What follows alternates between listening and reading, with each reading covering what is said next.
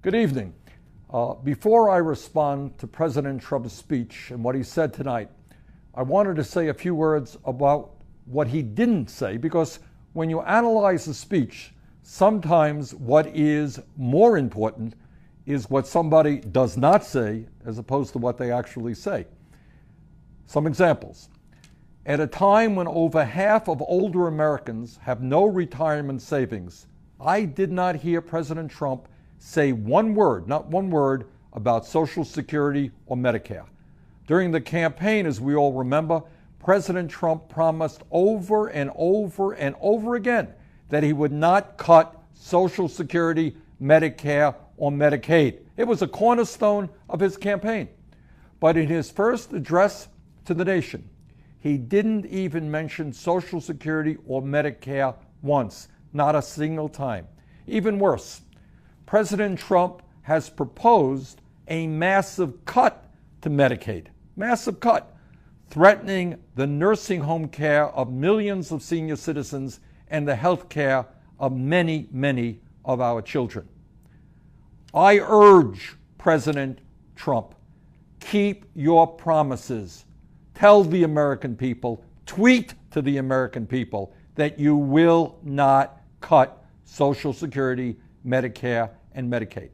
Further, I did not hear President Trump tonight mention the words income and wealth inequality, or the fact that we now have the widest gap between the very rich and everyone else since the 1920s.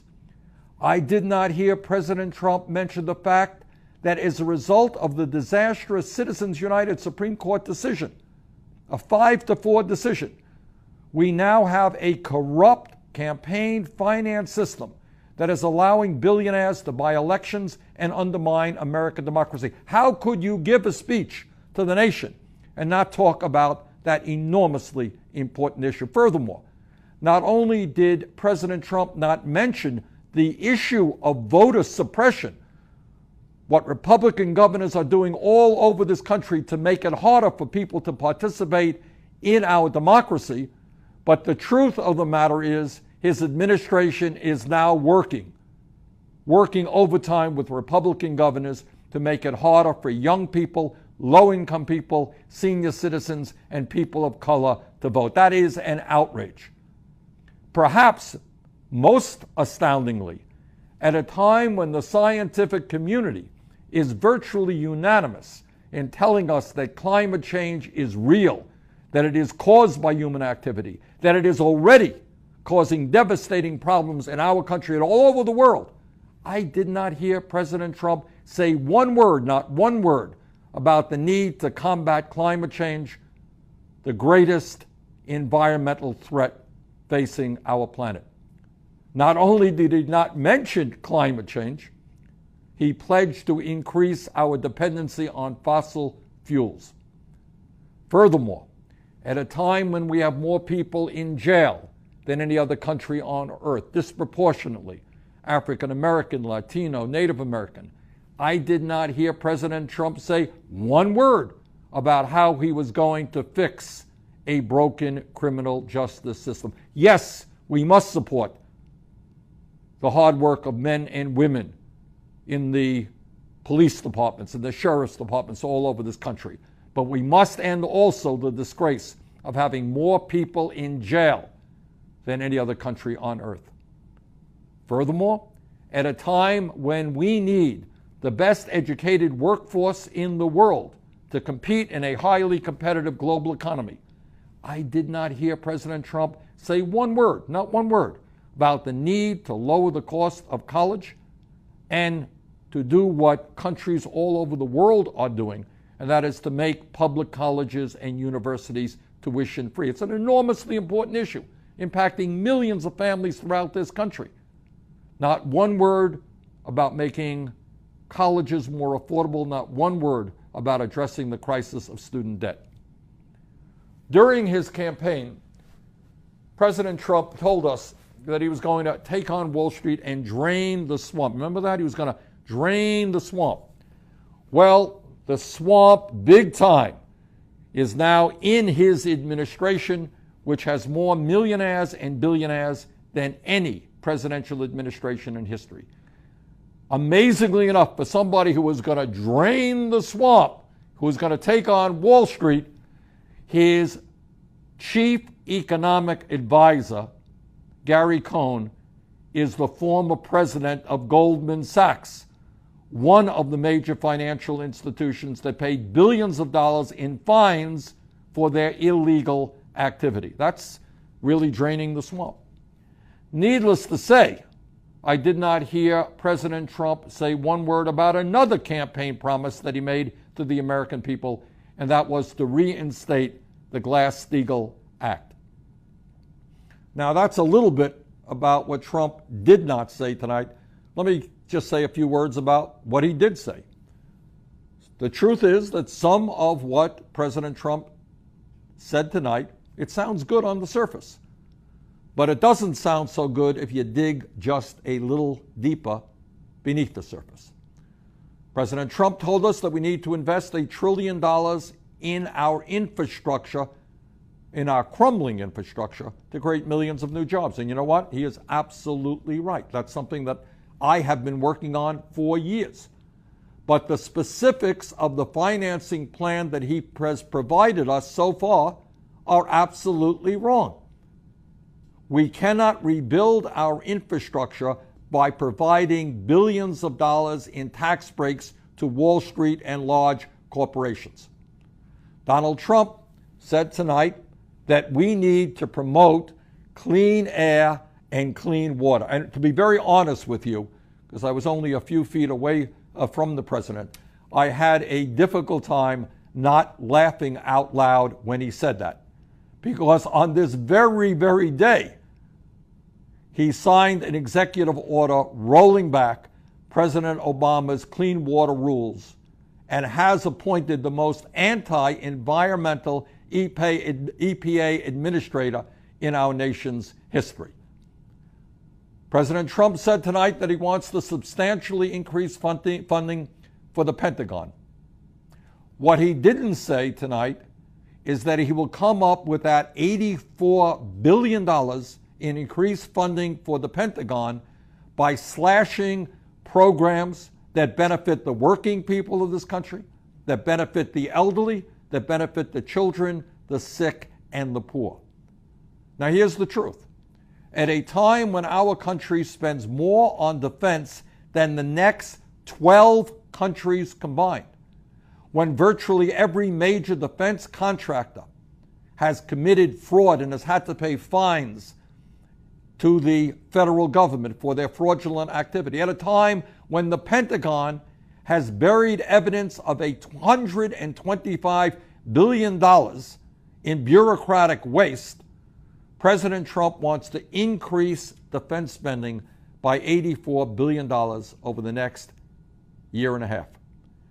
And let me be very clear in stating that I think those priorities are wrong. We should not be cutting massively programs for people in need and then significantly expanding spending for the military. And let's be also clear. The $84 billion that President Trump wants to pump into the bloated Pentagon budget could, just as one example, provide free tuition at every public college and university in this country and begin to reduce the crushing burden of student debt in America. That is a choice. Do we add another $80+ billion to the Pentagon, or do we allow every qualified young American the ability to go to college tuition-free in a public college and university and substantially reduce student debt? I think the choice is clear. I think we do not need to greatly increase Pentagon spending.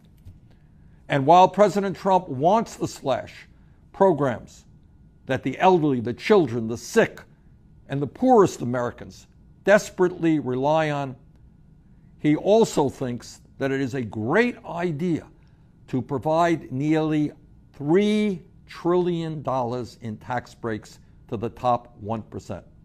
Middle class shrinking, 43 million people living in poverty, the rich doing phenomenally well, and Donald Trump wants to provide $3 trillion in tax breaks for the people on top. That is an outrage. Furthermore, President Trump claimed tonight that American corporations pay the highest tax rates in the world. We're going to have to lower substantially tax rates on large corporations. What he said is untrue, not true. According to the Government Accountability Office, one out of five large profitable corporations pays nothing, zero in federal income tax.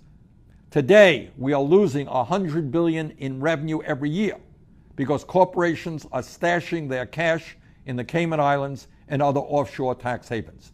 These corporations don't need a tax cut. They need to start paying their fair share of taxes. Tonight, President Trump once again made it clear that he plans on working with Republicans in Congress who want to repeal the Affordable Care Act, throw 20 million Americans off of health insurance, privatize Medicare, make massive cuts in Medicaid, raise the cost of prescription drugs for seniors, eliminate funding for Planned Parenthood, while at the same time he wants to give yet another massive tax break to the wealthiest Americans, which is what would happen if the Affordable Care Act were repealed. As he did during his campaign, Donald Trump claimed that he would bring down the cost of prescription drugs. A few weeks ago, he even said that the pharmaceutical industry was, quote, getting away with murder, end quote. But if Donald Trump really wanted to take on the pharmaceutical industry, he would have told his Republican friends in the House and the Senate to pass legislation which I introduced today with 20 senators, allowing Americans to import safe, low-cost medicine from Canada. We should not have to pay the highest prices in the world for the medicine we use.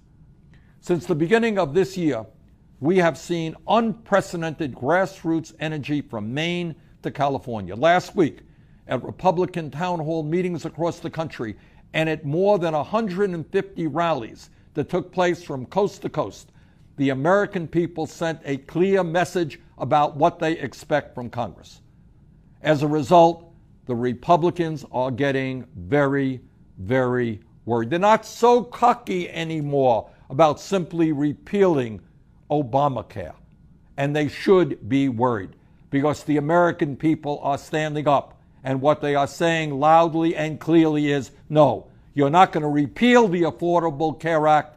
No, you're not going to destroy it. You are going to improve it.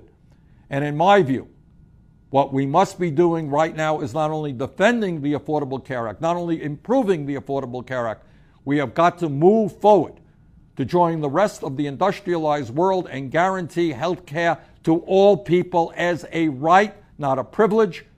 We must go forward towards a Medicare for all single-payer program.